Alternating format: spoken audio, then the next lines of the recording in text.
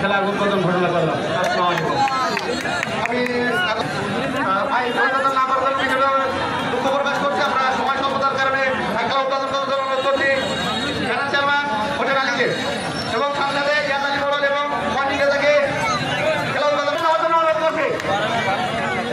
যখন দর্শক এখন পর্যন্ত মাঠের ভিতরে অবস্থান করছে সকলকে মাঠের বাইরে যাওয়ার জন্য অনুরোধ করছি। আমাদের খেলায় ইতিমধ্যেই শুরু হবে। আমি সকল ভলেন্টিয়ারদের অনুরোধ করবো সকল দর্শককে মাঠের বাইরে বের করে দেওয়ার জন্য।